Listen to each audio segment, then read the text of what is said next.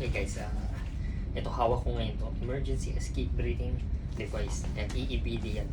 Ito yung halimbawa, gagamitin mo siya pag yung hindi ka naman halimbawa yung sa makina mo isunog, gusto mo na mag-escape tapos parang hindi ka makahinga, ganun makapal yung usok, or ito gamitin mo siya.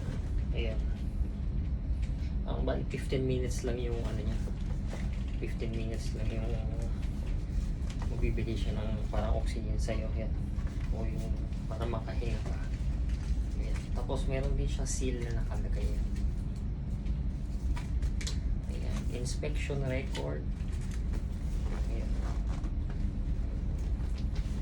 Ayan yung procedure. Ayan. Bali, may drawing naman na 4 yan. Tapos sa loob ay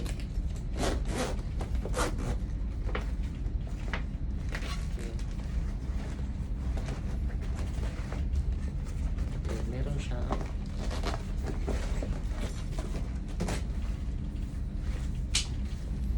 may bote siya na maliit guys. Yan.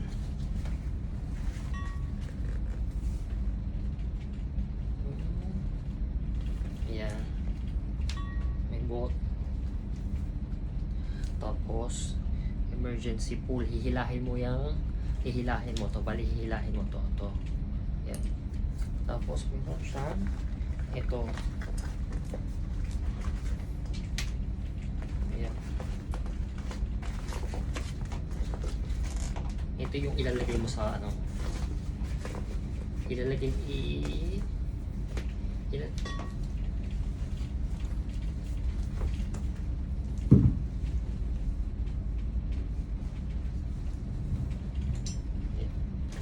ilalagay mo siya sa mukha. Ay yung pagsuot na ganito guys. Tapos yung mukha mo kailangan nandito siya. Yan. Ayan. Transparent. At ayan, yung kailangan yung ilong mo na may contact siya dito sa lagayan. Para may supply ka na ng oxygen o hangin galing dito sa tangke. Ayan. So ito yung function ng EEBD guys. Yan. Guys, isa pa pala guys, ayan, yung gauge, meron siyang gauge dito na hanggang 30 MPa ito. Ayan. Tapos pag napunta na yung sa 5 yung pressure niya, yung MPa niya, ibig sabihin paubos na yung hangin. Ayan. Kailang bilisan mo niya pagtakas. Tapos yung maximum naman niya 30 MPa yan. Meron naman siya kulay, pag green ibig sabihin sa middle, kasi yung may laman siya, normal yung laman. Tapos yung 20 hanggang 30 is near full yan. Ayan. So yun. Siguro pag fill upan naman to, fill upan ng charging, pag i-charge na pwede lalagyan ng ano sa loob. Ayan, merong charging doon sa foam room namin. Ayan. Dito isasaksak. Ayan. Huwag mo sa charge. Okay.